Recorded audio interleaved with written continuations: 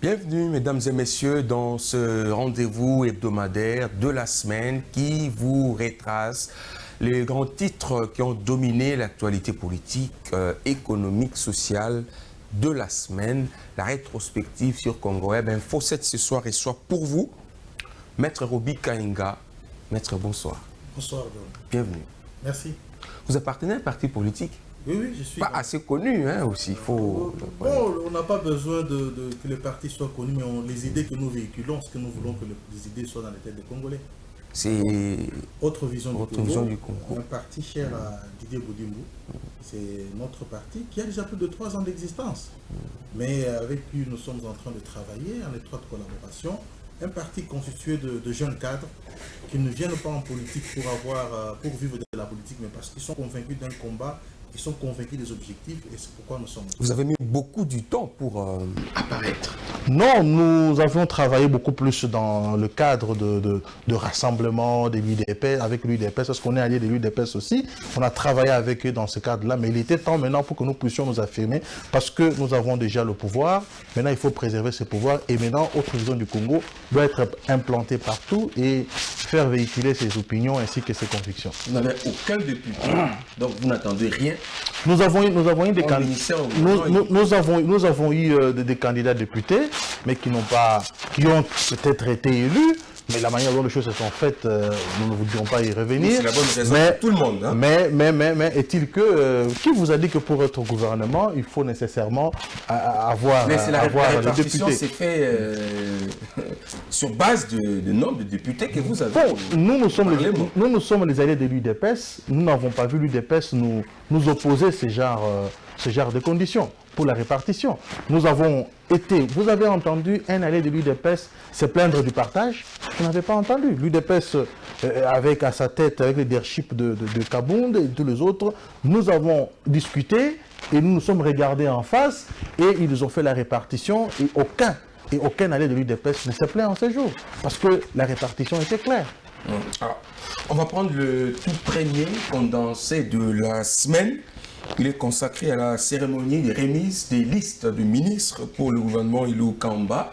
Mais aussi, on va prendre la réaction de Noël Tchani, ce candidat malheureux à l'élection présidentielle, qui a réagi aux propos du Premier ministre. Et on va clôturer ces condensés avec ce papier rédigé par la rédaction sur la révision de la monture du gouvernement.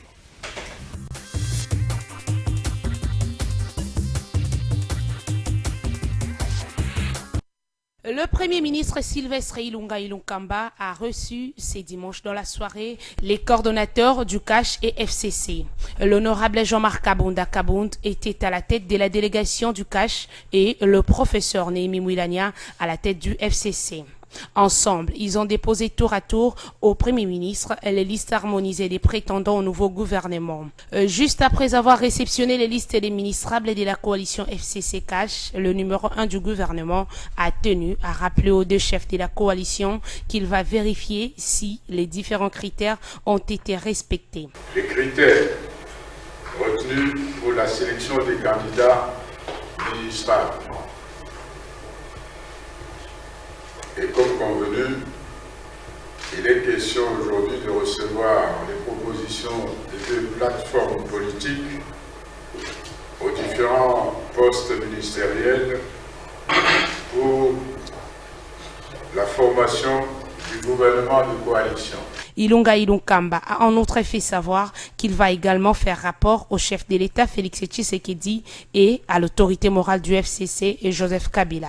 Moi aussi, je vais travailler pour voir si les différents critères qui ont été retenus par les deux chefs de la coalition ont été pris en compte. Je dois aussi consulter les rapports aussi bien au président de la République, chef de l'État, que à l'autorité morale du FCC Par ailleurs, le Premier ministre a rassuré que le membre du gouvernement qu'il va diriger sera connu dans les prochains jours. Le Premier ministre doit agir dans le cadre de la Constitution de la République. La Constitution de la République dit que nous avons la présidence dirigée par un président de la République et nous avons un gouvernement dirigé par un Premier ministre. Il n'y a pas deux présidents de la République. Il n'y a pas un président de la République, un ex-président de la République qui forme une équipe d'après la Constitution. Donc, le Premier ministre, une fois qu'il a été désigné, il doit présenter la liste des candidats qu'il compte pouvoir faire entrer dans son gouvernement au président de la République, qui est cette institution reconnue par la Constitution de la République. Et une fois que la liste des membres du gouvernement a été acceptée par le président de la République, elle est présentée en même temps que le programme du gouvernement, elle est présentée à l'Assemblée nationale pour qu'on puisse valider cette liste-là et que le gouvernement puisse entrer donc en fonction. Donc notre constitution est très claire. Il n'y a pas bipolarité au sein de la Constitution, il n'y a pas un duo, il n'y a pas de partenariat au sommet de l'État. Il n'y a pas deux présidents de la République qui partagent le pouvoir. Donc, je crois que c'est un faux débat et le Premier ministre serait bien conseillé de rester dans le cadre de la Constitution et de ne pas aller recourir à des personnes extérieures. Sinon, moi, j'exigerais qu'ils viennent me présenter aussi la liste pour que je puisse la valider avant qu'ils puissent aller donc au Parlement. La coalition FCC Cash a jusqu'à ce samedi 17 août pour déposer des listes des candidats ministres répondant aux critères. Le travail fait auparavant était inachevé. Sylvestre Ilunga leur a accordé une nouvelle chance pour, dit-il, réussir en deuxième session. Vendredi dernier, le Premier ministre a poursuivi ses contacts avec chacun des coordonnateurs des plateformes et membres de la coalition au pouvoir dans l'espoir de voir le travail corrigé avant sa validation par la structure des décisions de chaque famille. L'idée est d'adapter les listes à proposer aux orientations du président de la République. Ces nouvelles consultations sont perçues par des observateurs comme un désaccord du Premier ministre au travail des coordonnateurs du FCC et du Cash. Alors que d'aucuns semblaient croire que les choses iraient un peu plus vite, après l'entente déjà trouvée autour de la taille du gouvernement et la répartition des postes, le ciel semble encore loin, peut-être encore très loin, de s'éclaircir pour déboucher sur la mise en place du gouvernement. Pourtant, d'énormes défis attendent ce gouvernement, notamment les défis économiques, sécuritaires et sociaux. Déjà la session extraordinaire s'ouvre le lundi 19 août, une autre pression sur les épaules du FCC et du Cash, censé proposer des vraies listes au Premier ministre pour faciliter l'investiture du gouvernement au cours de cette session et préparer calmement la session budgétaire qui viendra juste après.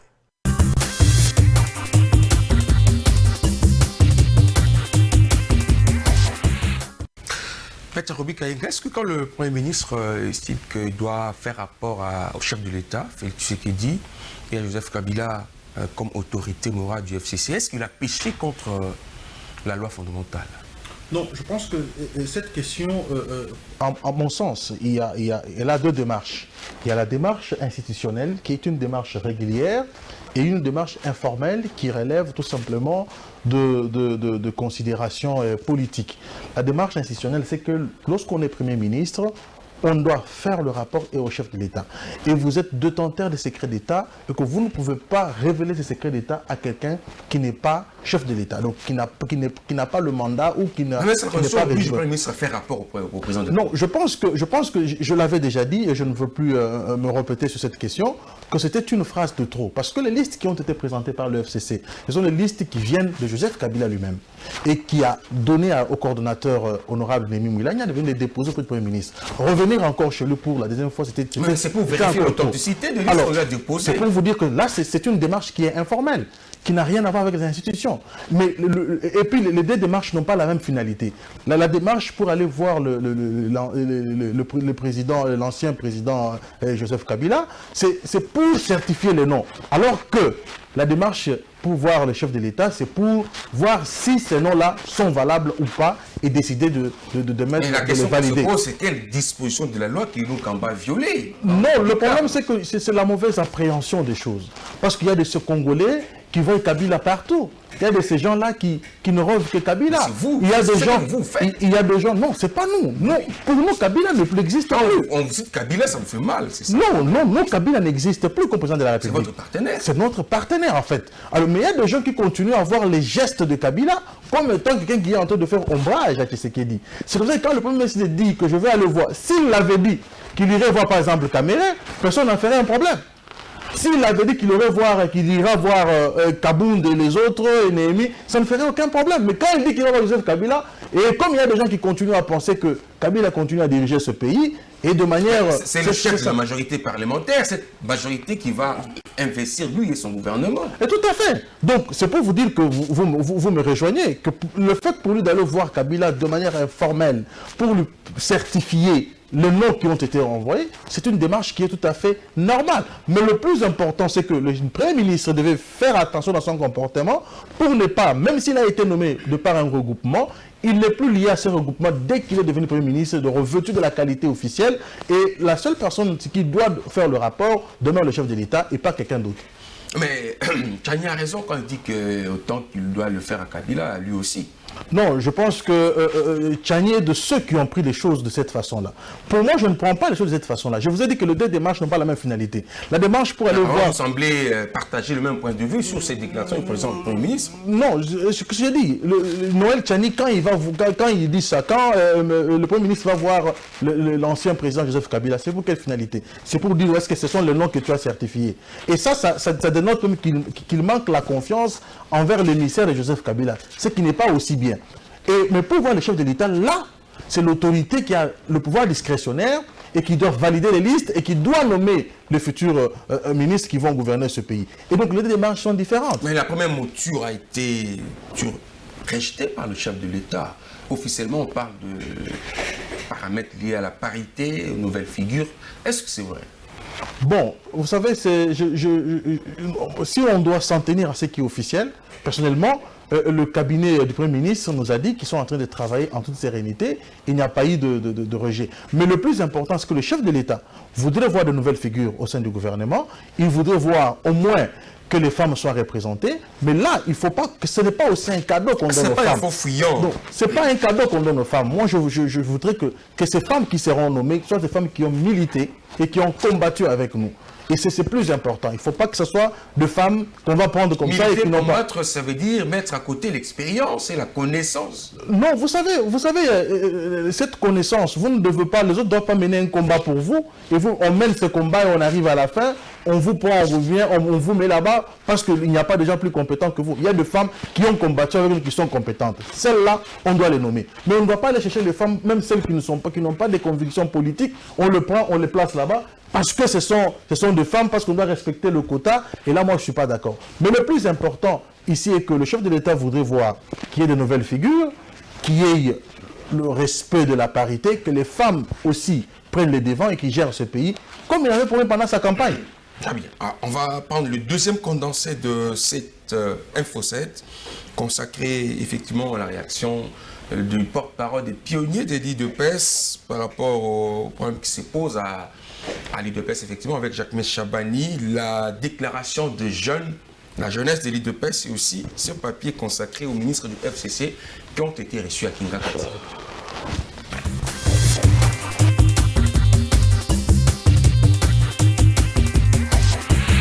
Le ciel n'est pas du tout dégagé au parti de l'actuel chef de l'État congolais. Le cadre de l'organe en charge des questions électorales revendique auprès du chef de l'État un quota de 3 postes ministériels, alors que le parti lui-même les aurait ignorés lors des négociations avec les alliés en vue du prochain gouvernement.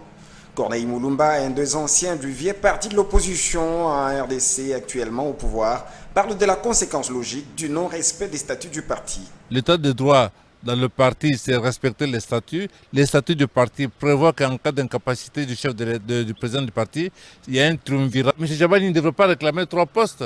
Il devrait assumer leurs responsabilités des personnes que les statuts a confié la responsabilité et le triumvirat. Je pense que M. Chabani et les autres ont manqué de courage. Quant à la sélection des personnalités censées constituer les prochains gouvernements sur base de l'équilibre entre la nouvelle génération et les vieilles figures, les pionniers de l'UDPS invitent Félix Tshisekedi à jauger chacune de ces personnalités par rapport à sa capacité d'élaborer un programme à même de répondre aux desiderata. C'est son droit de rejeter des listes et d'exiger d'autres choses. C'est tout à fait normal. Je pense qu'en ce moment, le pays a besoin d'un gouvernement de salut public. On veut des gens qui ont démontré à quel point ils sont prêts à se sacrifier pour le peuple congolais, pour le Congo. C'est ça qu'on a besoin. Et ces gens-là, c'est d'abord chez les pionniers qu'on les trouve. On a besoin de programmes. On doit se prononcer par rapport à des programmes. Quand on a un programme précis et surtout dans les situations actuelles, ce n'est pas une question de jeunes. Bien qu'au pouvoir ce jour, le parti UDPS n'a pas réussi à faire parler ses cadres d'une même voix depuis la désignation du député Jean-Marc Kabound au poste du président AI du parti. Force du progrès, viva! Force du progrès, viva! Formation du gouvernement, le jeune réunis au sein des forces du progrès de l'Union pour la démocratie et les progrès sociaux font entendre leur voix. Ils invitent le chef de l'État à se baser entre autres sur la fidélité et les compétences dans le choix de l'équipe gouvernementale. Les forces du progrès de l'UDPS tiennent à la loyauté, à la fidélité, à la combativité et aux compétences dans le choix des ministrables et sollicitent auprès du président de la République, Félix Antoine Tshisekedi Tshilombo, que leurs déshydratats soient pris en compte, à savoir leur embauche, afin de résorber leur chômage. À travers cette déclaration, ces jeunes de l'UDPS insistent sur le choix des membres de forces politiques alliées de l'UDPS à la tête du ministère de l'Intérieur et Sécurité. Ainsi demande-t-elle au président de la République de nommer une personnalité devant se soucier de leur sort au ministère de l'Intérieur et Sécurité. Aussi propose-t-elle le choix d'un animateur de force politique allié de l'UDPS et a accompagné le feu docteur Étienne Tshisekedi Wamulumba de Rez Mémoire et au président de la République élu, Félix Antoine Tshisekedi Tshilombo. Ces jeunes comptent sur le bon sens du président congolais Félix Antoine Tshisekedi à répondre favorablement à leurs souhaits. Dans cette répartition, précise notre source, le PPRD qui a 118 députés aura 11 ministres et 3 vice-ministres. L'ancien président Joseph Kabila, en sa qualité d'autorité du FCC, a droit à 10% des postes ministériels sur les réservés à cette plateforme de la coalition gouvernementale. Donc, 4 postes, dont des 2 ministres et 2 des vice-ministres. En croire cette source, le sénateur à vie a droit au ministère de la décentralisation et au ministère de la coopération. Les 2 vice-ministres qui lui ont été attribués n'ont pas été relevés. Enfin, Kabila met tout le monde d'accord, salue une autre source indiquant qu'au cours de cette réunion de Kingakati, l'ex-chef d'État doit avoir aplani toutes les divergences nées de la répartition des postes ministériels entre membres du Front commun pour le Congo. À cette occasion, Joseph Kabila aurait aussi instruit des membres de sa plateforme politique qui seront désignés ministres au sein du gouvernement de la République de faire preuve d'abnégation en suivant le pays au lieu de se servir eux-mêmes tout au long de l'exercice de leurs fonctions ministérielles.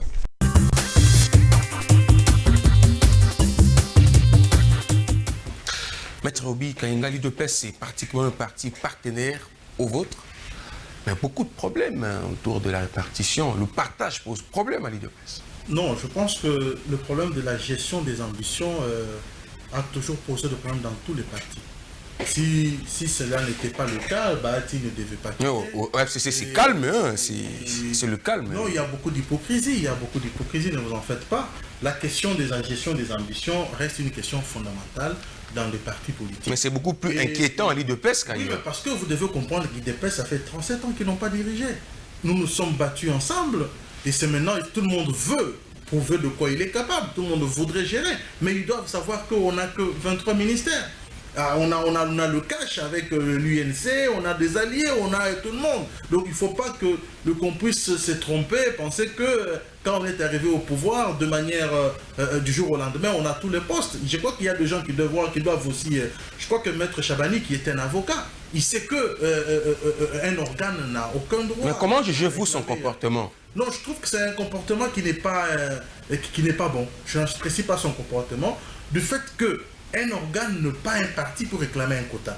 Le quota est donné au parti. Moi, je suis le chargé de la communication au sein de mon parti. On nous donne un quota, j'ai dit, je peux réclamer au sein du parti. Mener un combat à l'interne. Mais lorsque vous sortez du cadre de votre parti, vous écrivez, vous sortez, vous appelez les médias, et là, ce n'est pas bien. Mais si le chef de l'État est aujourd'hui chef de l'État, il faut reconnaître le travail de ceux qui se sont battus pour ça. Lui, en tant que président de la CNDL de PES. Non, je pense que le travail a été fait par tout le monde. Vous savez, l'UDPS n'est pas, même ceux qui sont aujourd'hui en train de gérer ne peuvent pas s'attribuer la gloire de l'UDPS. L'UDPS est un parti où même nos parents, certains de nos parents sont même morts au sein de l'UDPS. Ils ont combattu au sein de l'UDPS. C'est une question nationale. Ce n'est pas une question qui a commencé avec Chabani, qui a commencé avec l'honorable Kabound. Non, c'est un combat qui a commencé pendant plusieurs années et dont l'achèvement venait avoir lieu avec... Est-ce qu'il ne règle pas de compte, lui, Chabani, Jacob? Cela peut être possible, mais son comportement n'est pas de nature à nous donner la possibilité de le défendre. Pourquoi? Lorsque vous êtes un organe d'un parti, vous ne pouvez pas sortir du cadre du parti et aller réclamer ailleurs, tout en appelant la presse, en aimant la presse. Vous fragilisez en même temps le parti. Mais qui dirige l'UDPS aujourd'hui? Non, c'est l'honorable Jean-Marc Kabound. En violation des statuts, vous avez suivi les pionniers qui ont élevé un certain nombre de choses. Je voudrais d'abord qu'on se mette d'accord. Les pionniers de l'UDPS veut dire quoi? Corneille Moulumba. Ça veut dire quoi, être pionnier de l'UDPS? Ça veut dire quoi? C'est un mot français. Et ça veut dire quoi? Ça veut dire quoi? Est-ce qu'il y a dans notre arsenal juridique, il y a des gens qu'on appelle un statut qu'on appelle pionnier d'un parti politique? J'ai la loi sur le parti politique. Il n'y a aucune disposition légale qui dit qu'un pionnier de parti, c'est un parti politique. Les pionniers constituent un parti politique. Non, que Corneille Moulumba ait le courage de former son propre parti politique et qu'il amène ses revendications. Quand il se dit pionnier de l'UDPS, qui l'a consacré pionnier de l'UDPS? Qui l'a consacré? Est-ce qu'un pionnier peut être en dehors de l'UDPS? Lorsque je dis que je suis pionnier de l'UDPS, c'est la création du parti. Voilà. Ils ont le droit aussi. Jean-Marc Kabound a été nommé président ad intérim de l'UDPS. Et quand vous prenez l'acte... Il est dans l'Assemblée nationale, il doit laisser le parti. Qui a dit ça? Qui a dit ça? Qui a dit ça? Qui a dit ça? Non, les statuts ne disent pas ça. Lorsqu'on est président d'un parti politique, et ce n'est pas incompatible avec le mandat de député national, ce n'est pas incompatible. C'est pas incompatible. C'est incompatible avec le poste de ministre. Mais lorsque vous êtes... Parce qu'au sein de l'Assemblée nationale, c'est un organe éminemment politique où les gens se présentent comme des plateformes de tel parti politique. Ce n'est qu'au gouvernement où on n'a pas de couleur politique. Mais au sein de l'Assemblée nationale, on a des couleurs politiques et les gens s'affichent comme tels avec des couleurs politiques. Donc la loi n'interdit pas à un président d'un parti politique, une fois élu, et donc il doit laisser son siège. Non, c'est pas ça. Je pense que les statuts de l'UDPS, les statuts que moi j'ai lus, n'ont pas prévu, que les gens n'essayent pas de trop dramatiser des choses. Et à l'étape actuelle, je crois que tout le monde, même lui-même Chabani, ne conteste plus la présidence de Jean-Marc Kabound. Il ne conteste plus, mais il réclame un poste. Mais il procède très mal. Ils ont été reçus par le chef de l'État pour faire taire un peu cette crise. Mais la fidélité, la compétence exigée par la jeunesse de l'UDPS, comment ça va se passer? Apparemment, le chef de l'État va craquer pour satisfaire tout le monde. Non, je pense que c'est ça la gestion des ambitions. Je crois que les combattants de l'UDPS qui nous suivent, ils doivent savoir que tout le monde n'ira pas au gouvernement. Tout le monde n'ira pas dans les entreprises publiques. Tout le monde ne sera pas nommé à l'Union européenne. Tout le monde ne sera pas nommé ambassadeur. Ils ont été militants, ils ont été combattants. Non, vous savez, lorsqu'on combat, c'est pour l'intérêt suprême du peuple, de la nation. Et on ne doit pas considérer le pouvoir aujourd'hui qu'on a gagné comme un gâteau qu'on doit donner à tout le monde. Ce n'est pas ça. Tous nous avons combattu pour que le pays puisse décoller, qu'il y ait un changement pour tout le monde. John, même si on prenait les combattants de l'UDPS, même ces jeunes que nous avons vu parler là, on les place dans les entreprises, il y aura toujours des insatisfaits au sein de l'UDPS. Mais le plus important, c'est qu'on choisisse des bonnes personnes qui peuvent bien gérer le pays, permettre qu'il y ait quand même une bonne gestion efficiente et que les gens soient bien payés et que le pays décolle. Là, tout le monde va retrouver son compte. Tout le monde ne retrouvera pas son compte dans le gouvernement ni dans l'institution politique. Très bien. On va prendre le troisième condensé de cette info 7 que nous consacrons pratiquement à la déclaration du CENSA qui a reconnu l'AFDCA. Et ça sera suivi de la réaction de l'AFDCA. Nous allons aussi prendre l'allocution du chef de l'État Dar es Salaam. Et lui, il a parlé. Nous allons, dans le cadre d'un sommet sur la SADC, on va se retrouver tout juste après.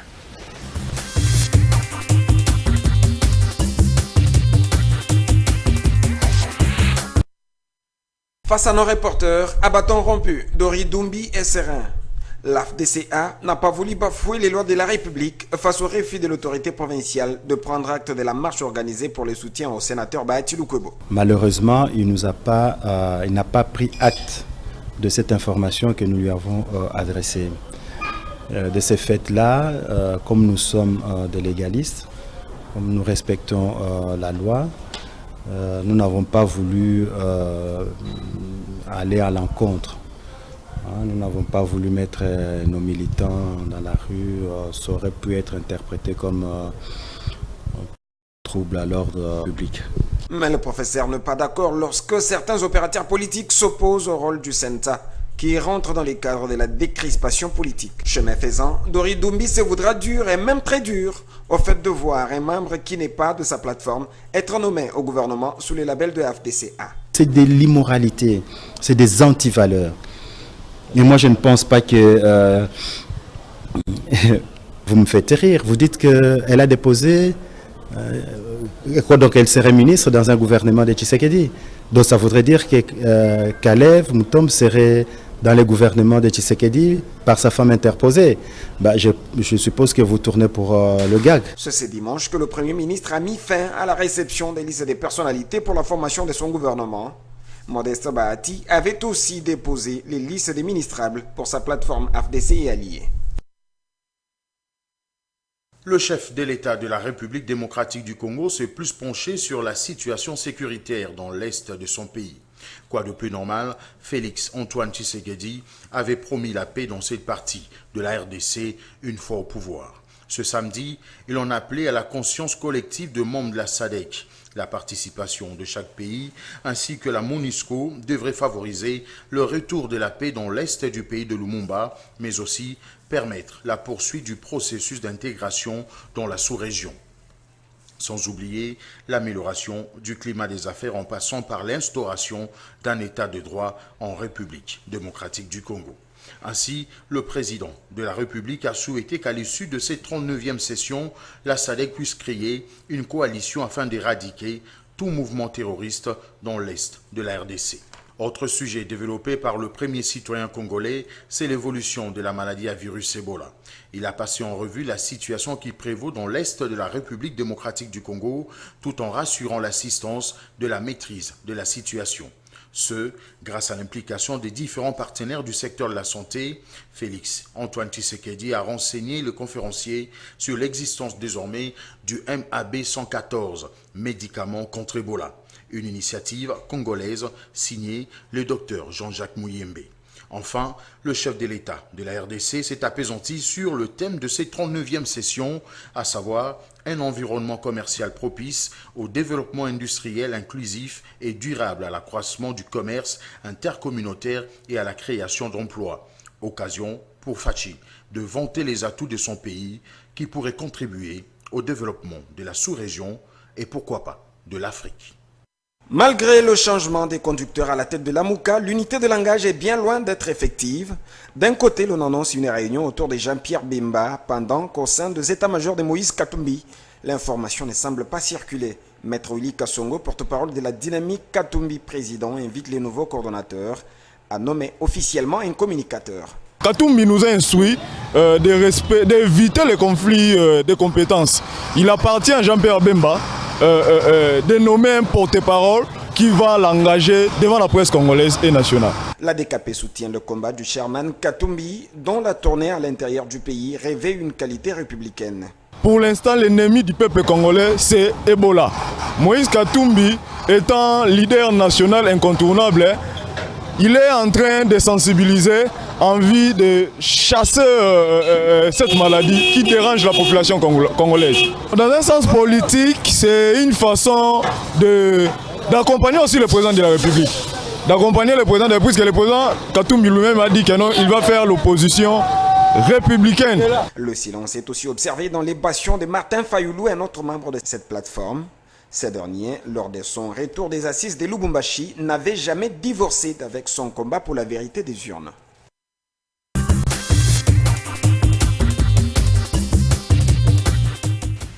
Est-ce que la question de l'insécurité dans la partie Est, la solution doit provenir de la RDC en tant qu'État ou de la sous-région dans une collectivité d'État, un peu comme l'a voulu le président de la République? Non, je pense que le langage ici est beaucoup plus transnational. C'est-à-dire? Et le chef de l'État, d'abord, il faut reconnaître que sur le plan interne, il y a des actions qui sont menées. Il ne faut pas dire... Ils ne sont pas efficaces. Non. Oui, les tueries continuent. Non. La question de Béni a cessé d'être une guerre où vous avez un ennemi en face. C'est une question où il y a un groupe qui se comporte en terroriste. Ils apparaissent et puis ils disparaissent. Donc, nous sommes incapables, nous-mêmes, en tant qu'État, de régler cette question de l'insécurité. Non, je pense que nous sommes en train de régler cette question. Nous avons hérité de cette question. Quand nous sommes arrivés au pouvoir, nous sommes en train de régler ça avec des moyens efficaces. Si vous suivez de près l'actualité, vous allez comprendre que notre armée, d'ailleurs ce matin, on a fait reculer les deux groupes de Maï Maï, de deux villages. Ils ont fui, En fait, le problème qui se pose ici est que ces gens-là, vous n'allez pas le trouver dans leur bastion.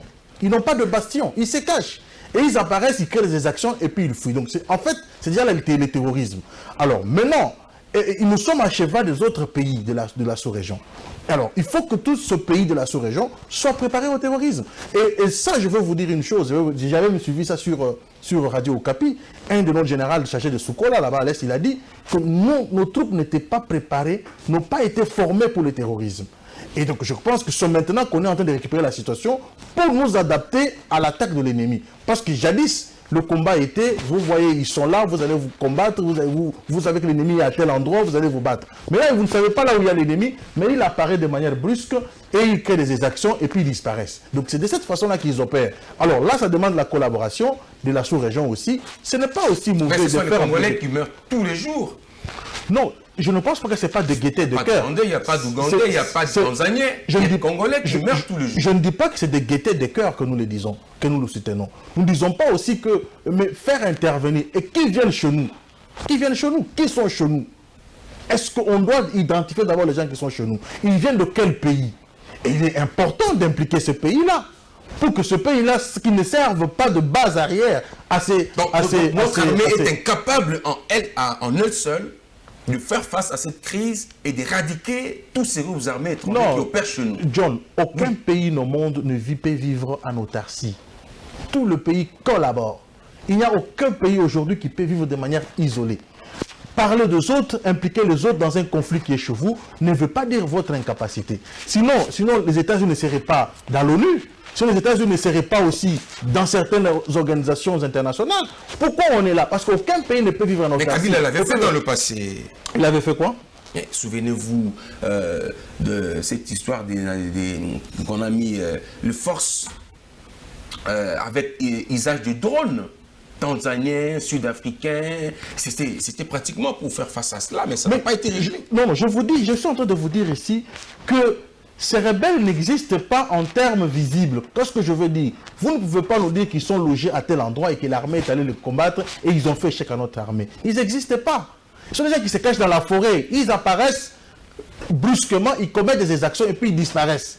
Et c'est à ce combat-là qu'on est arrangé. Donc ça nous dépasse la question de l'Est. Non, ça ne nous dépasse pas. Si ça nous dépassait, nous ne serions pas en train de mener des actions. Il y a des moyens qui sont menés. Il y a maintenant une prise en charge autre de cette question qui est en train de se faire. Moi, notamment, je vous ai dit ici, j'ai suivi le général qui disait, maintenant nous sommes en train de nous préparer pour, c'était du terrorisme. Maintenant, on est en train de se préparer pour faire face à cette question qu'on n'avait pas au départ. Donc sans le Rwanda, sans l'Ouganda, nous, on ne règle pas le problème. Nous n'avons pas dit ça. C'est ça. Aucun État ne peut vivre seul. Nous sommes dans la sous-région. Alors, à quoi servent toutes ces organisations sous-régionales? Pourquoi on est dans SADC? Pourquoi on est dans l'Union africaine? Pourquoi on est dans CPG? Pourquoi dans toutes ces régions? Pourquoi on est dans tout ça? C'est pour effectivement collaborer avec certains pays, pour mettre fin à certaines épidémies, mettre fin à l'insécurité de manière communautaire. Et aussi, n'oubliez pas, le Nigeria est frappé par la même chose, par les terrorismes. Le Nigeria est là, le Cameroun également. Il n'y a pas que la RDC, le Mali est là. Donc ce n'est pas une question seulement de la RDC. Mais quand cette question devient, comme on dit, le terrorisme. Mais c'est par le mode opératoire. C'est par le mode opératoire. Kabila, vous le disiez à l'époque, vous ne l'avez jamais cru. Non, le problème avec... Vous aimez beaucoup Kabila, mais je vais vous dire une chose. Kabila, il y avait déjà une... Vous n'aimez pas le passé, pour vous le rappeler. Non. Si. Kabila était déjà en disgrâce avec le peuple. Vous savez, lorsque le peuple n'a plus confiance en vous, tout ce que vous dites, il ne va pas accepter. C'était ça la question avec Kabila. Mais l'insécurité continue, Kabila est parti. Non, l'insécurité... En fait, qui vous a dit que Tshisekedi avait le bâton magique? Le peuple est en disgrâce avec Tshisekedi aussi parce que l'insécurité continue. Non, le peuple croit maintenant l'action de Tshisekedi. Mais pourquoi ça continue le problème à l'Est? Effectivement, mais vous avez appris aussi qu'il y a des ministres qui sont en train de déposer les armes. Ça, vous n'en parlez pas. Pourquoi vous ne voulez pas en parler? Mais ça ne règle pas le problème. Non, mais en fait, ça ne règle pas le problème. Est-ce que le problème de déposer les armes et éradiquer, c'est la même chose? Lorsque vous avez des milices qui tuaient la population et qui répondent à l'appel du chef de l'État, à l'appel de la paix du chef de l'État et qui déposent les armes, jusqu'hier, il y en a d'autres qui ont déposé. Vous dites que c'est rien, mais c'est ça. Tu continues à tuer. Donc il reste quelques personnes qui le font. Et je crois qu'avant que nous puissions arriver à la fin de l'année ou l'année prochaine, on aura tout éradiqué. Ça ne le fera pas du jour au lendemain. Et le récalcitrant s'en prendra à eux-mêmes. Mais au moins, tu as compris qu'il y a des groupes de milices qui ont déposé des armes. Ça, je pense que c'est ce qu'il faut aussi dire au peuple congolais. Pour le décourager, encourager ceux qui ont déposé des armes.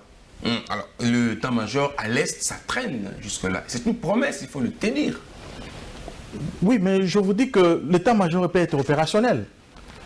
Vous voulez que ce soit formellement et qu'on prenne le chef d'état-major qui laisse s'installer là-bas. C'est ce que vous avez dit. Non, mais le plus important... ce n'est plus la solution de placer l'état-major. Non. Le chef de l'État avait dit que quand il est élu chef de l'État, il va placer son état-major là à l'Est. Mais ça traîne. Et l'état-major veut dire quoi? Veut dire de moyens.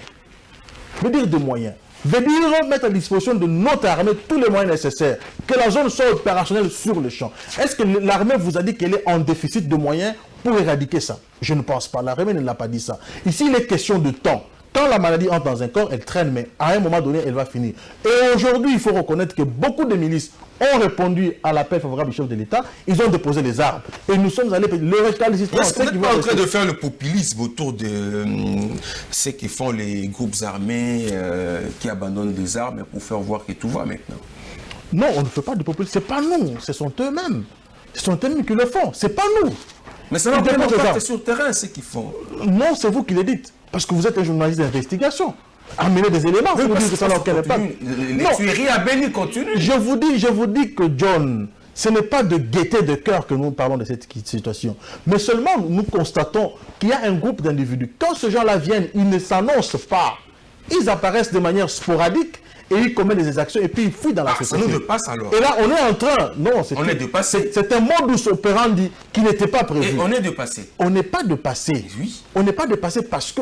Votre problème, c'est qu'on est dépassé parce qu'on a impliqué la sous-région. La question de la sécurité n'englobe pas seulement notre pays. La sécurité va au-delà de notre pays. Donc il faut associer les autres. Parce qu'il s'agit du terrorisme. Mais je vous dis ici qu'au Cameroun, il y en a. Au Nigeria, il y en a aussi. Donc il faut associer la sous-région. On va prendre le quatrième condensé de cette info-7 que nous avons souhaité consacrer effectivement à cette épidémie, virus Ebola. Nous allons juste le retrouver juste après.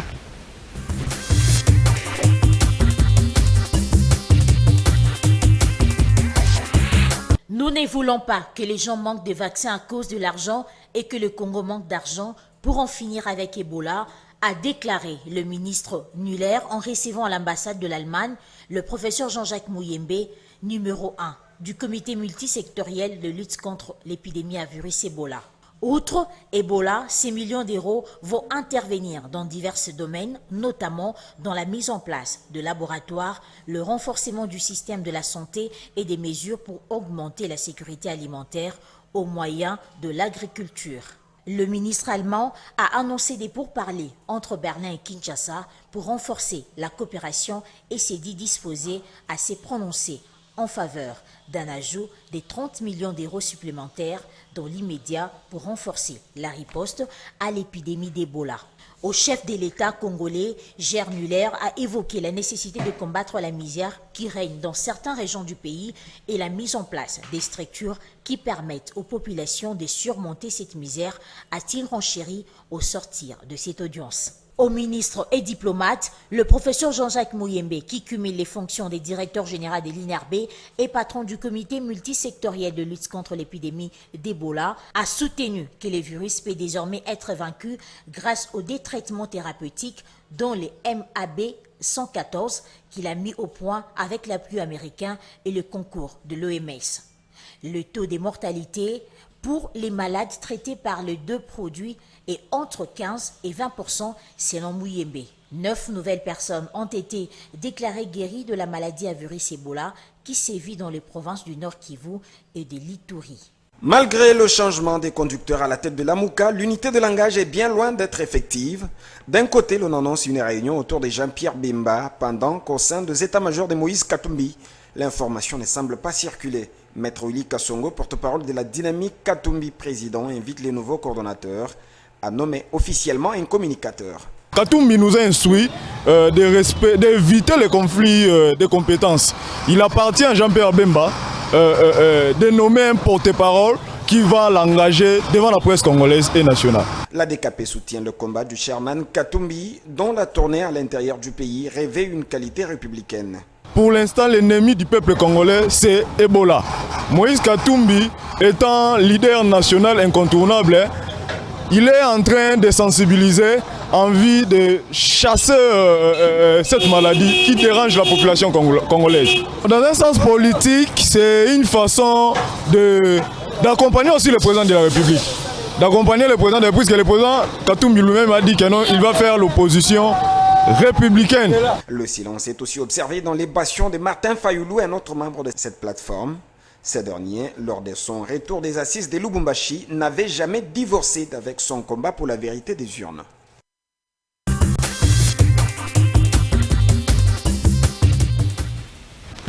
Je pense que l'épidémie à virus Ebola mérite aussi une bonne place dans cette émission parce qu'à un moment donné, nous avions aussi dépassé sur la stratégie de riposte à cette épidémie. Non, mais je crois que là, il faut saluer le courage du chef de l'État. Vous savez que lorsqu'il a pris la décision de mettre ce digne fils à la tête de cet organe qui devait riposter contre Ebola, vous avez vu dans la gesticulation un des ministres démissionner avec des mots très durs, avec des phrases alambiquées, avec un style totalement ampoulé. Vous l'avez vu gesticuler. On dirait qu'il était ministre d'Ebola. Il n'était pas ministre national. Puisqu'il a démissionné uniquement pour ça. Faites les cultes de personnalité. Ce n'est pas un culte de personnalité. C'est le docteur Muyembe qu'il faut féliciter. Non, commencez par le chef de l'État. Docteur Muyembe était dans la riposte depuis le début. Ça fait une année qu'il est dans la riposte. Non, je voudrais, John, je voudrais qu'on en arrive un peu. Il faut que le peuple le sache, que docteur Muyembe était dans la riposte depuis l'année passée. Jusqu'au jour où le ministre de la Santé va démissionner. Jusqu'au jour où le chef de l'État va dire non, il faut qu'on ait des stratégies, que Muyembe soit le leader. Et là, il a la liberté de poser des actes. Il n'avait pas la liberté de faire le travail. Et il fallait que quelqu'un puisse comprendre ça. Et ça, on ne peut pas... Vous savez, il y a des gens qui disent que c'est une récupération politique. Non! Nous devons encourager l'État de prendre des décisions qu'il faut et à des moments convenables. Et je le dis toujours que les 1800 qui sont morts avant que Muyembe ne prenne la direction de la riposte, doivent être mis sur la tête de ce ministre qui a dû démissionner. Parce qu'on ne peut pas comprendre qu'on a quelqu'un qui a connu Ebola il y a 40 ans, qui a découvert Ebola il y a 40 ans, qui a assisté même à l'erreur de notre pays à éradiquer Ebola. Vous avez quelqu'un de comme ça et vous le touffez dans l'œuf. Vous ne voulez pas qu'il travaille, qu'il apporte de solution à son peuple. Alors vous voulez, et quelqu'un comme ça, lorsqu'on lui dit non, écoutez, vous restez ministre, mais nous donnons la direction de la riposte à ces messieurs expérimentés. Le ministre a écrit des lettres qui n'ont pas... Mais parce qu'on a respecté, comment dire, son autorité. Oui, mais on n'a pas... Le salut du peuple n'a pas de prix. Mais les choses se font dans le respect de règles de l'art. Le salut du peuple n'a pas de prix. Les Congolais ne devaient pas continuer à mourir. Il y a des principes qu'il faut respecter. Non, les principes ont été respectés. Ils n'étaient pas là. Il y avait un intérimaire qui était là. Et avec le Premier ministre, ils ont signé un arrêté pour instituer cet organe. Il n'était pas là. Et cela, c'était pas pour l'intérêt de Tshisekedi. Qu'est-ce que Tshisekedi gagnerait dans ça? C'était pour l'intérêt de son peuple qu'il a voté. Il a été ignoré, c'est ça le problème. Il a déposé l'État. Non, mais il a déposé, c'était à tort. On comprend aujourd'hui que c'était lui qui était le problème. Parce que Mouyembe vous dit que dans 3 mois, on ne parlera plus d'Ebola dans ce pays. Et depuis qu'il est là, dans moins d'1 mois, nous avons tous vécu des résultats. Qui aujourd'hui n'est pas content? Qui? Nous avons aujourd'hui un traitement curatif d'Ebola, ce qui n'avait jamais existé avant. Et aujourd'hui, quelqu'un qui souffre d'Ebola peut être traité et il peut être guéri avec le médicament inventé par notre docteur Mouyembe. Donc je pense que nous devons non seulement les féliciter, dire qu'il a bien fait, mais il faut qu'il y ait quelqu'un qui ait une vision aussi pour ça, qui puisse comprendre la situation. Parce que si quelqu'un n'avait pas compris et avait regardé les yeux doux de Seoli Ilunga, qui en réalité n'a jamais connu Ebola. Mais ce n'est pas lui qui avait demandé au chef de l'État de nommer Mboussia pour mobiliser. Vous avez suivi Katoum, il fait la même chose. Non, ici c'est un problème national. Les leaders politiques, tous leaders politiques, quand il y a des épidémies comme ça, il faut sensibiliser le peuple. Il faut lui demander de poser des gestes pour le salut du peuple. Ça n'a rien à voir avec la nomination de Tshisekedi à Moussa. Même vous, même moi, en tant que leader d'opinion, nous pouvons sensibiliser le peuple par rapport à Ebola. Quels sont les actes qu'il faut poser, quels sont les petits gestes qu'il faut poser pour éviter la contamination d'Ebola. Nous sommes un peuple très sympathique. Tu sais, au Congo, quand quelqu'un ne vous salue pas à la main, vous êtes gêné. Quand une femme ne vous tend pas la joue, c'est comme si vous avez des problèmes entre vous. Alors que parfois, il faut dire au peuple que quand il y a une épidémie comme Ebola, il faut éviter de vous serrer les mains, il faut éviter de rapprochement, il y a des choses qu'il faut, des précautions qu'il faut prendre. Et donc, ça, il faut expliquer au peuple. Et si Katumbi le fait, et si Moussa Nyamouisse le fait, c'est pour le salut du peuple. C'est le Congo qui gagne, ce n'est pas un problème d'individu. C'est la Mouka aussi, il ne faut pas oublier. Oui, la Mouka, j'avais suivi Martin Fayoulou. Quand Luka, il avait soutenu le docteur Mouyembe. Alors que pendant ce temps, nous, dans les débats avec leurs acolytes, c'était un débat petit à petit entre vous et la Mouka. Quel rapprochement? La Mouka n'a pas de discours. L'opposition n'a pas de discours maintenant. Ils n'ont pas de discours. Ils vont dire quoi? Ils vont dire quoi? Qu'est-ce que l'opposition? Le problème, c'est que nous sommes dans la démocratie, l'état de droit. Vous voulez manifester, manifester. Vous voulez passer à la télévision, parler, critiquer les chefs de l'État, critiquer. Ils n'ont plus de discours. On n'arrête personne. Vous savez, nous, à l'époque, quand on était dans l'opposition, c'était quand on nous arrêtait, quand on faisait... C'est là qu'on a créé l'actualité dans le débat. Aujourd'hui, quand tous ces gens de l'opposition passent à la télévision, qui les suivent encore aujourd'hui? Qui les suivent? Tout le monde se reconnaît en Tshisekedi, ils disent que c'est un fils du pays, c'est un homme bien, c'est un homme qui a une vision pour ce pays. Et vous vous amenez, vous dites, et puis on critique quelqu'un sur base d'un bilan. Tout ce qu'il est en train de faire est tellement largement positif qu'on ne peut pas aujourd'hui se mettre à les critiquer ex nihilo. Ce n'est pas du néant comme ça, on va les critiquer. Très bien. On va prendre le 5e condensé d'Info 7 ce soir. Consacré à ces dossiers aussi importants, le gouverneur de la ville-province de Kinshasa a pris un arrêté nommant portant permutation et je crois nomination du bourgmestre et bourgmestre adjoint dans le 24 communes de la ville de Kinshasa. C'est une question qui a fait couler encre et salive cette semaine et nous avons initié un baladeur pour avoir les points de vue de Kino à ces sujets.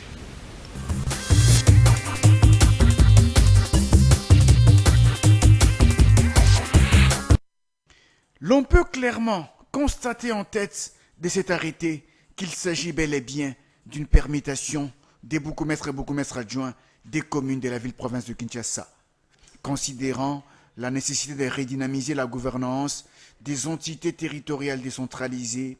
Les gouverneurs de la ville-province de Kinshasa a procédé à un mouvement des bourgmestres et leurs adjoints passant d'une commune à une autre. Mais à l'analyse de ce document, il y a eu 3 nouvelles nominations. Il s'agit cependant de Jean Saka, qui prend la commande de la commune de Lemba, Fabrice Ngoy pour la Gombe et Rossi Kiwa, qui sera désormais à la tête de la commune de Kinshasa.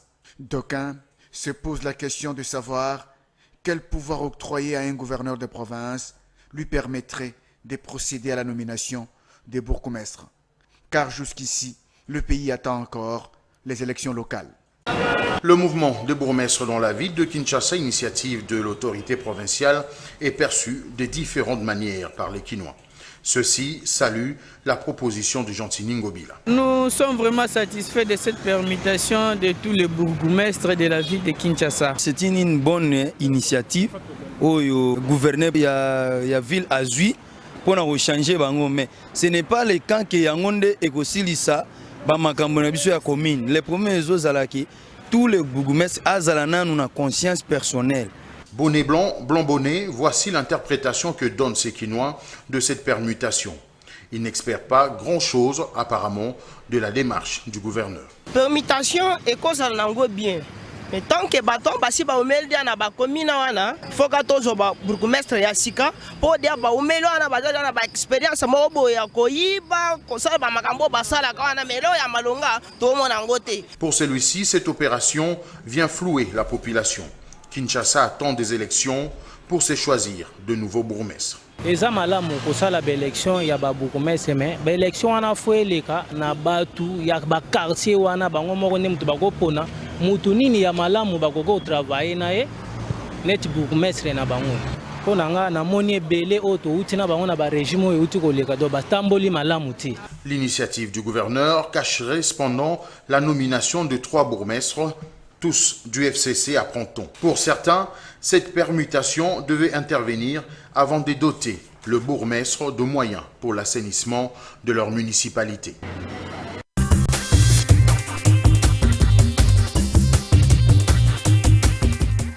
Au-delà de votre casquette politique, vous êtes aussi un juriste, avocat, formation de profession.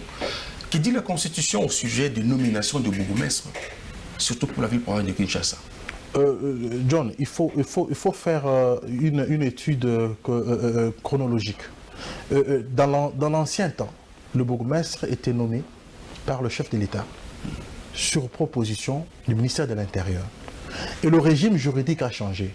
Avec la constitution de 2006, le bourgmestre doit être élu. Oui, après les élections municipales et locales. Alors, après les élections municipales, ils doivent être élus. Donc, aucun bourgmestre ne peut plus être nommé.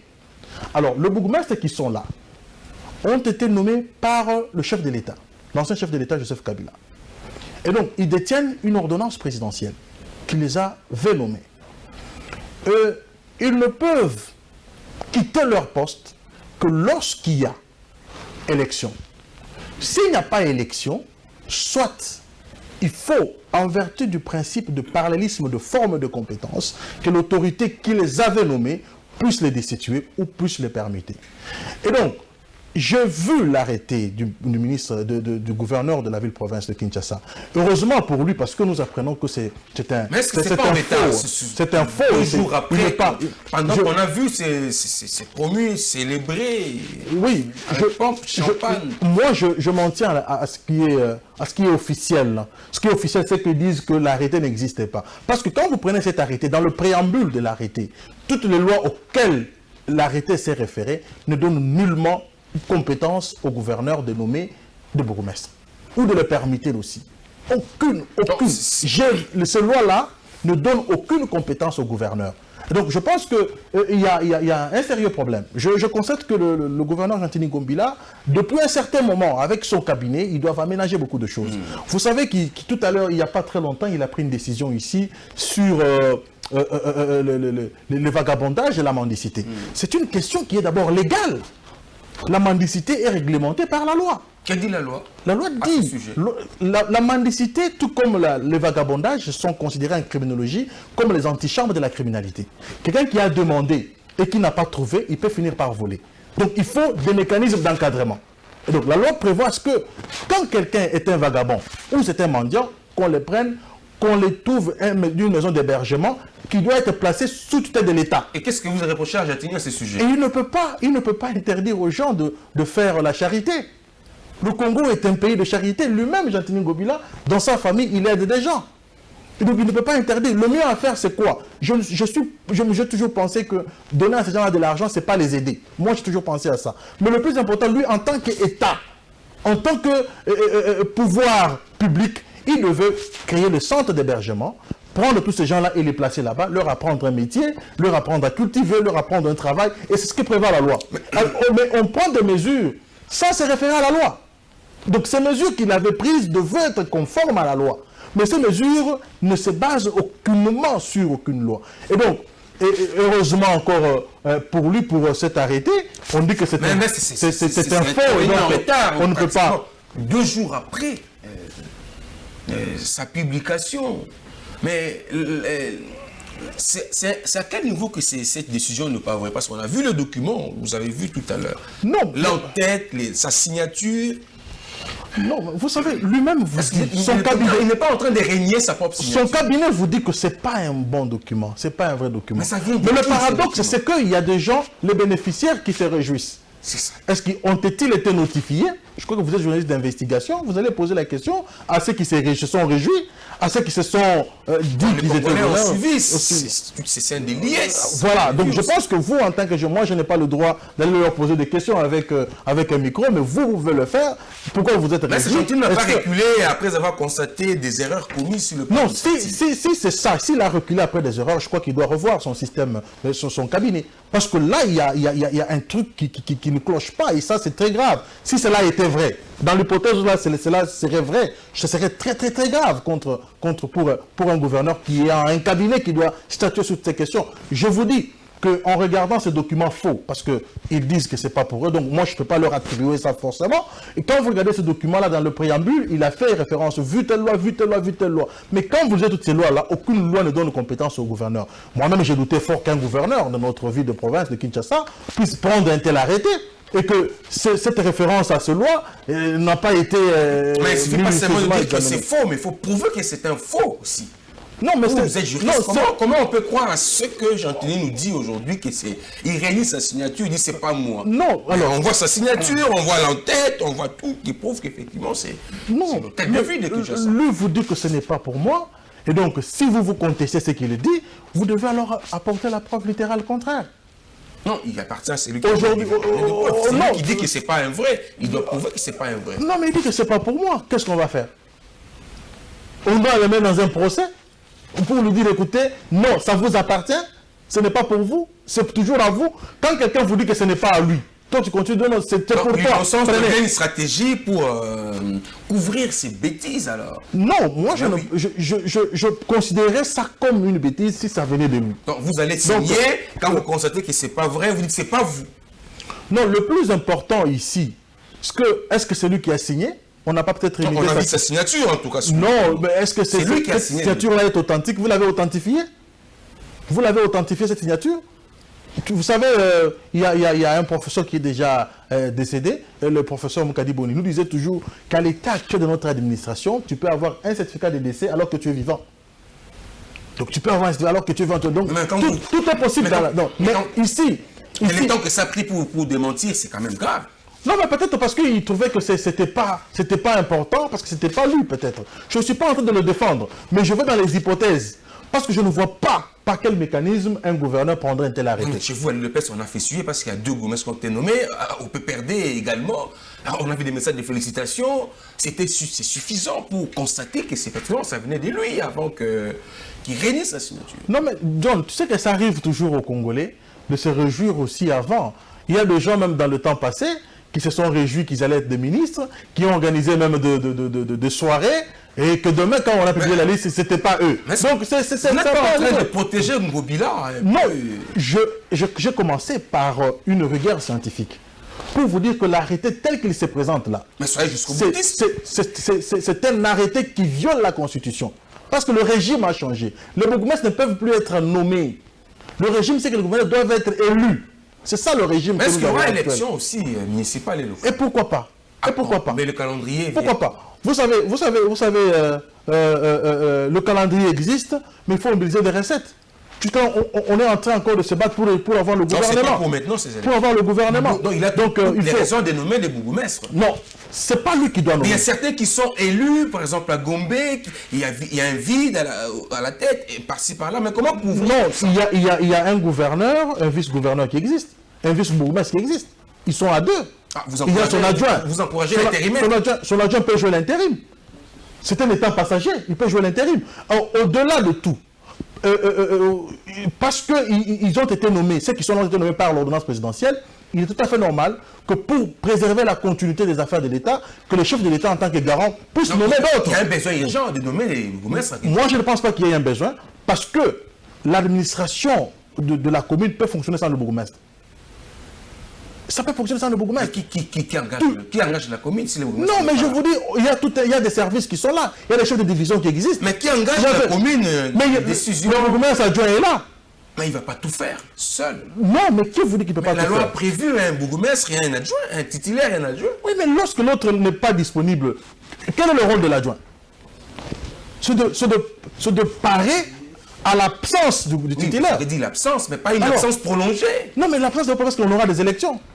Mais vous avez dit qu'il n'y a pas de moyens pour un... Non, j'ai dit qu'on était en train de consulter d'abord le gouvernement. Il fallait avoir un gouvernement qui doit décaisser l'argent pour organiser les élections, continuer le cycle électoral. Donc c'est ça en fait ce que nous disons. Mais le plus important ici, John, que le gouverneur Jean-Tini Ngobila a dit, son cabinet vient de dire que cet arrêté ne vient pas d'eux. Je suis un peu soulagé. En tant que scientifique, en tant que juriste, je suis un peu soulagé qu'il ait dit ça. Alors, si cela n'était pas le cas, nous avons analysé ces documents malgré de manière dans l'absurdité. Comme si ça pouvait exister, quelle serait la conséquence de droit? Donc, je ne sais pas. C'est un partenaire qu'il faut protéger, vous le faites bien. Non, je ne le protège pas. Je réfléchis. Tu m'as d'abord posé la question de savoir que j'étais intellectuel et que j'étais scientifique et j'étais juriste et qu'il fallait donner un avis juridique. Je te l'ai donné. Et politiquement, j'ai dit que Jean-Tini Ngobila a retiré le document et que donc le document ne pas. Il dit que le document ne vient pas de lui, donc c'est un faux. On se limite là. Moi, je me limite là. On va prendre le tout dernier condensé de ce rendez-vous hebdomadaire de l'actualité consacré à la gratuité de l'enseignement, mais aussi cette page noire de l'artiste comédienne Solange Mindondo, très connue d'ailleurs avec Théâtre de Chez Nous, qui a tiré sa révérence. Et les obsèques sont intervenus cette semaine. Il a été porté à terre, on dit, le week-end.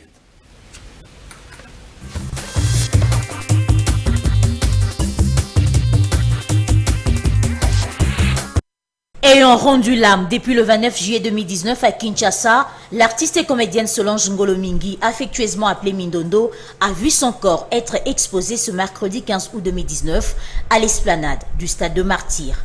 Dépêché par le gouverneur de la ville de Kinshasa, en signe de compassion et soutien financier, le commissaire général provincial de la culture et arts, Yvette Tabou, a rendu un dernier hommage à l'illustre disparu tout en déposant une gerbe de fleurs devant la dépouille de la défunte. Ce, après un échange privé avec sa famille biologique. Pour la patronne de la culture et arts au niveau provincial, Mindondo mérite des obsèques dignes. Je l'ai vue beaucoup plus jeune. Après, je me suis envolée vers l'Europe. Mais il est clair qu'elle me faisait toujours beaucoup rire et c'était des moments où je tenais à être devant le petit écran pour la suivre. L'union fait la force, la famille des artistes, même lorsqu'il y en a un qui part, mais ses œuvres restent, on la suivra toujours à travers des vidéos, à travers ce qu'elle a fait. Donc, honorez-la dignement. Et les dissensions, il faut les laisser de côté. A noter que l'artiste et comédienne du groupe Salongo de la RTNC, Solange Ngolo-Mingi Mindondo, a été mis en terre ce jeudi 16 août 2019 au cimetière Nécropole entre terre et ciel.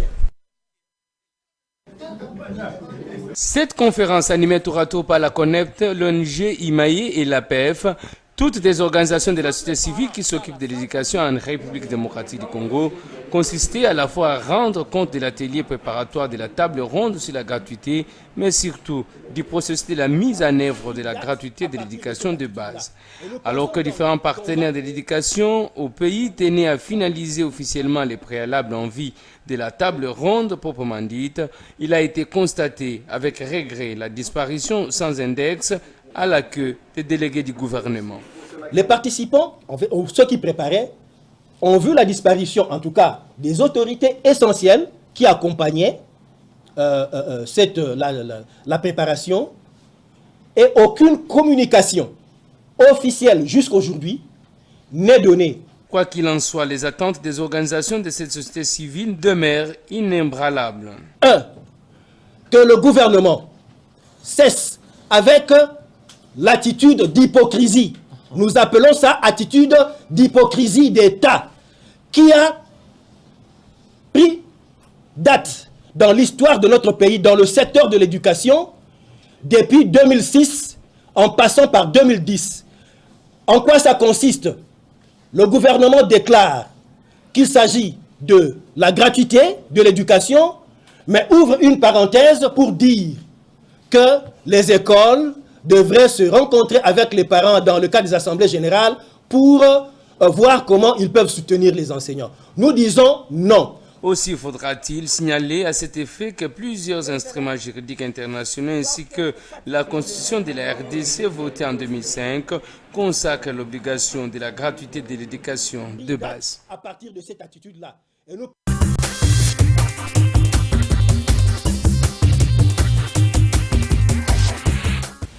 Maître Roby, la gratuité de l'enseignement, elle est consacrée par notre Constitution. Bien sûr. Est-ce que ça sera effectif cette année scolaire? Attendons. Attendons comment? Parce que vous savez que le chef de l'État avait mis en place une commission qui est en train de travailler. Quelle commission? De quelle commission parlez-vous? Une commission d'études approfondies sur cette question. Et on a dégagé le budget. Mais qui sont dans cette commission? Parce que vous avez suivi tout à l'heure. Non, ça, ce sont les gens de la société civile. Oui, les acteurs majeurs du secteur. Non, nous savons comment ils se comportent. Nous voulons que quand les gens veulent faire la politique, ils fassent la politique. Quand ils veulent être en société civile, ils fassent en société civile. Il ne faut pas que les gens se cachent derrière une société civile. Mais ils vous rappellent le respect de la Constitution, la gratuité de l'enseignement. Il ne nous rappelle pas, c'est une promesse du chef de l'État. Très mal, alors. C'est une promesse du chef de l'État pendant la campagne. Donc il doit absolument respecter ça. Et donc maintenant, il y a des études qui sont en train d'être faites pour qu'avant que ce soit le 2 septembre, qu'on arrive à se décider. Même si on commence le 2 septembre, on ne va pas payer les enseignants le 2 septembre, on les paiera à la fin du mois. Donc on a encore tout le temps pour examiner la question, pour dégager ce qui sera à être fait, et d'ici peut-être la fin du mois de septembre, on aura une décision sur la table. Attitude du hypocrite, vous avez suivi tout à l'heure. C'est ce que vous faites là. Non. Nous sommes vrais et sincères. Vous promettez, vous ne réalisez pas. Non, nous sommes en train d'étudier la question. J'ai suivi aussi à la télévision, comme toi, que l'enveloppe salariale est de 28 millions de dollars par mois. Et nous demandons aussi, c'est comme ça que la société civile, c'est aussi les CLC. Pourquoi les CLC ne s'intéressent pas aussi avec hargne à cette question? Pour que quand même qu'il y ait la gratuité de l'enseignement. Pourquoi aussi? Parce que nous savons que les CLC englobent aussi beaucoup d'autres écoles aussi. Donc ils accompagnent les chefs de l'État. Donc le plus important, c'est que même si nous arrivons le 2 septembre, ce n'est pas en cette date-là qu'on va payer les enseignants. On les payera à la fin du mois de septembre. Pourquoi vous évitez ces débats? On n'évite pas le débat. On vous a invité à ces forums, vous avez suivi, les délégués ont porté disparu, sont portés disparus. Non, mais ça, c'est leur déclaration. Il faut poser la question aux délégués. Ils ont constaté. Non, c'est un constat. Ce sont des grands messieurs, ils ne vont quand même pas mentir. Mais pourquoi ne disent-ils pas que nous les avons appelés, ils ont dit qu'ils ne viendront pas? Ils sont venus, mais par après, ils sont portés disparus. Peut-être que c'est par manque de sérieuxité dans ce qu'ils étaient en train de faire. Peut-être qu'on peut venir, on constate que les gens qui sont là ne sont pas sérieux. Est-ce que vous prenez au sérieux les enseignants et les parents? Vous savez, John, si nous pouvons nous exprimer comme ça, c'est parce que nous avons été dans de mauvaises conditions avec vous. Les parents ont payé pour nos études. Et moi, je suis moi-même parent. Mais ça continue jusqu'aujourd'hui. Donc, moi-même, je suis parent. Donc, s'il y a la gratuité de l'enseignement, ça me profiterait aussi. Ce n'est pas une question de ne pas avoir pitié des parents. Moi, je suis parent. Je suis père des enfants. Mais pourquoi avant de mettre en place une commission? Non, mais... Il n'y a pas de sérieuxité aussi. Maintenant, il y a une étude de faisabilité et une étude pragmatique. Comment ça va se passer? Ce qui est en train d'être fait. Donc, ce n'est pas... Vous avez promis en tant que politique pour séduire l'électorat, mais maintenant... Non, on a promis, John, on a promis. Maintenant, nous sommes dans une situation où il n'y a pas un gouvernement.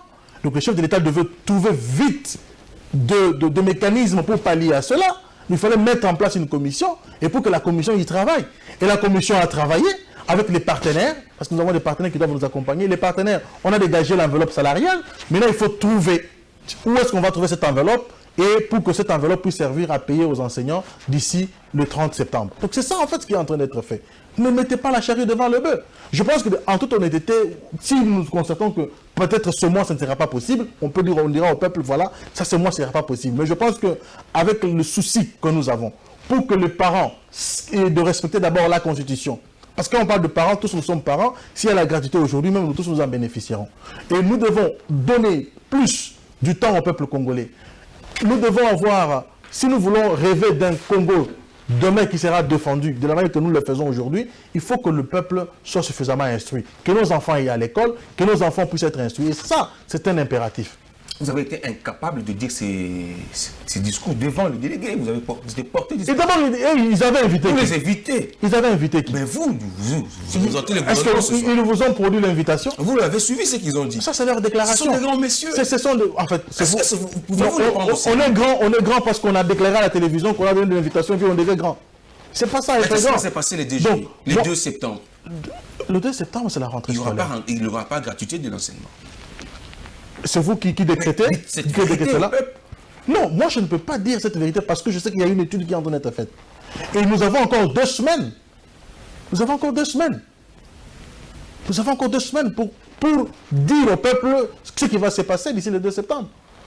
Les parents doivent faire quoi? Et même s'il y avait la rentrée le 2 septembre. Mais on ne payera pas les enseignants le 2 septembre. Aucun enseignant n'est payé le 2 septembre. Ils vont vivre comment alors? Ils seront payés à la fin du mois. Tout le monde est payé à la fin. Le salaire ne vient qu'après le travail. Mais ils ont des arriérés déjà. Là, vous n'avez pas encore empiré. Ils ont des arriérés? Eh oui. Ok. Je n'ai pas suivi ça dans l'élément que vous avez fait. Je n'ai pas suivi dans l'élément. Donc vous apportez notre élément.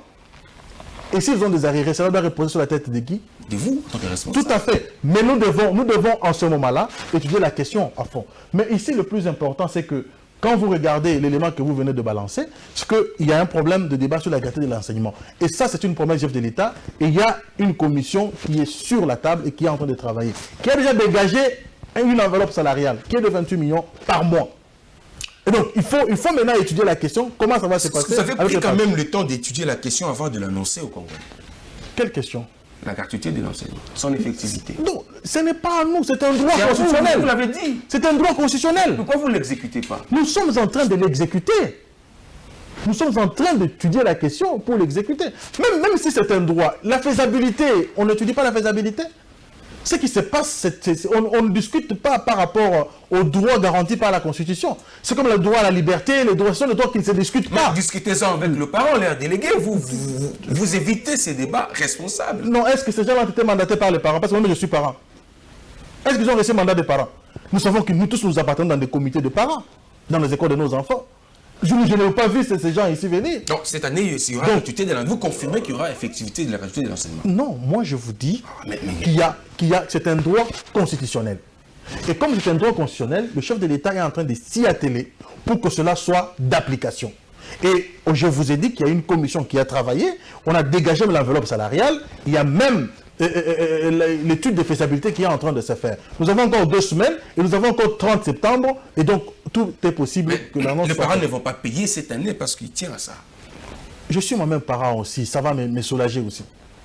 Non, là, comme c'est un droit constitutionnel. Vous êtes jugé parti. Je ne suis pas jugé parti, c'est pour vous dire que je n'ai pas intérêt à escamoter cette vérité. C'est pour vous dire que moi-même aussi, même tout en étant de la famille présidentielle, je voudrais voir que cela puisse s'accomplir parce que ça allégerait la tâche. Dans votre logique, on risque de connaître une année blanche. Non, pas du tout, il n'y aura pas d'année blanche. Il n'y aura pas d'année blanche. On va rester dans le... Il n'y aura pas d'année blanche. On va rester dans l'habituel. Les parents vont prendre en charge les enseignants. Même sous ce qu'il dit. Non, nous sommes venus dans la rupture. Vous continuez à rêver le passé. C'est de la rupture. Mais dans la pratique, on ne voit pas la rupture. De quelle pratique? Qu'est-ce que vous voulez? La gratuité de l'enseignement. Non, mais je vous ai dit que le cours n'a pas encore repris. Je vous ai dit qu'il y a une commission qui y travaille. Est-ce que dans le temps passé, vous avez vu une commission travailler autour de ça? De la gratuité. Avez-vous vu une commission travailler autour de ça? Mais ici, je vous ai dit que nous connaissons déjà ce que ça peut nous coûter en termes d'argent. Ah, vous n'avez pas ces moyens. Alors, parlons des artistes. Aujourd'hui, vous avez suivi les obsèques de Mindondo. Vous connaissez quand même Mindondo?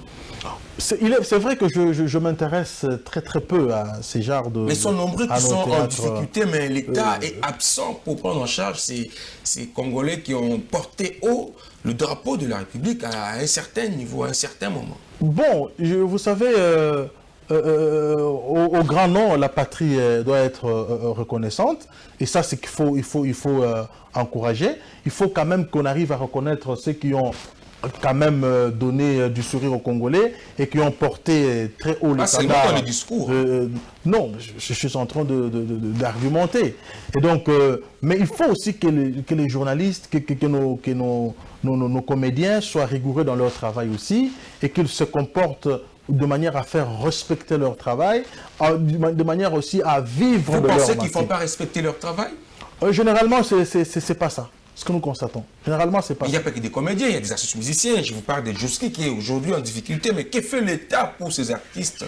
Non, mais c'est vrai. Les droits d'auteur ne sont pas payés.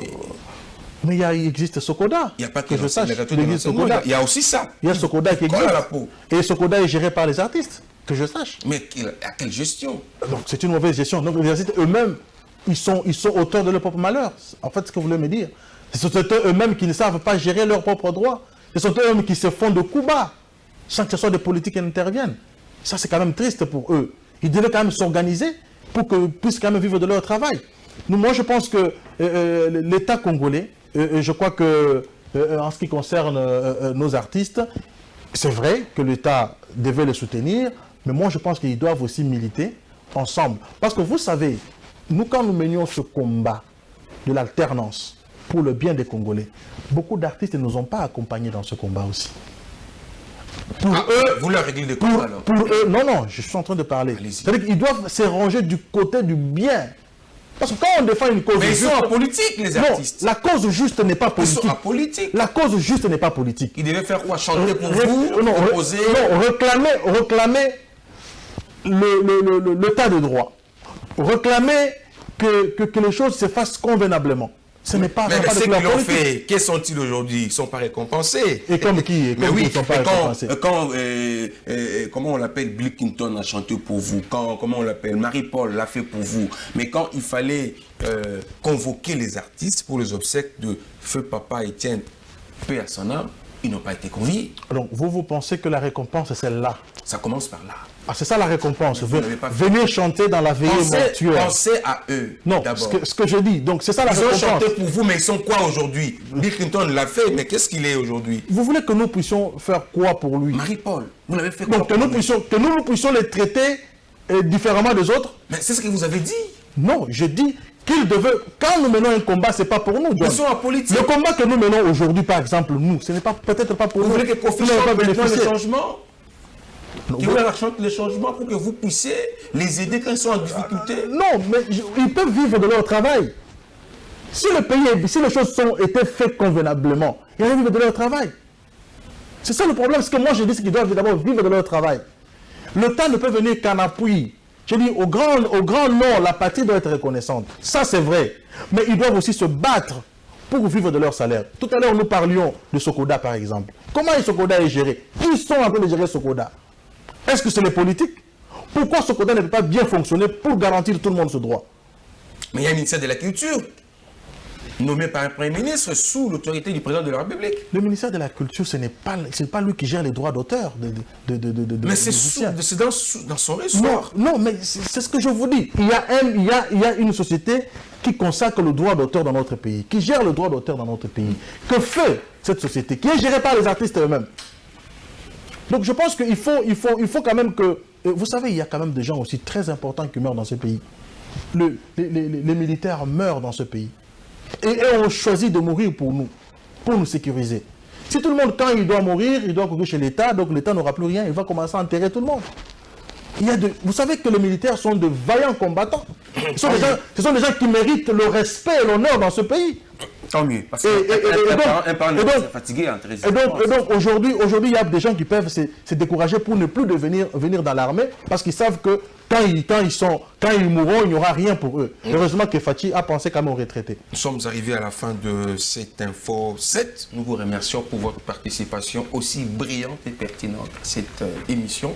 Un mot de conclusion, votre part. Merci beaucoup, John. Je pense que nous sommes pendant le moment le plus crucial, surtout le moment politique, où tout le monde est en train de se réserver dans sa coquille, pour ne pas sortir, parce que le gouvernement est en train d'arriver, et certains sont en train de jouer à l'hypocrisie. Moi, je voudrais dire au peuple congolais... Avez-vous gâché vos chances pour être au gouvernement?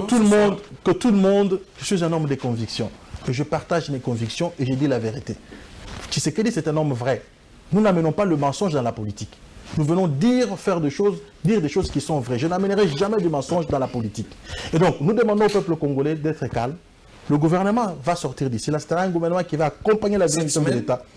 Il est fort probable que cette semaine, le gouvernement sorte.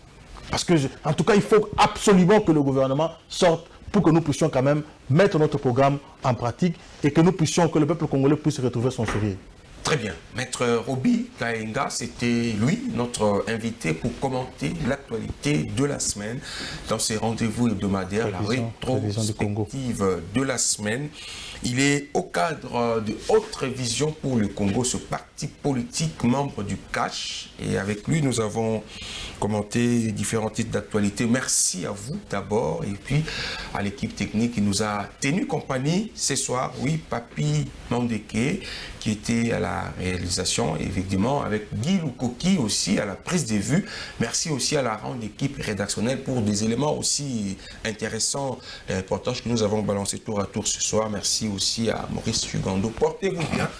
Bon début de semaine à tous, surtout à ceux qui nous ont suivis à Congo Central, à la Lungila. Au revoir.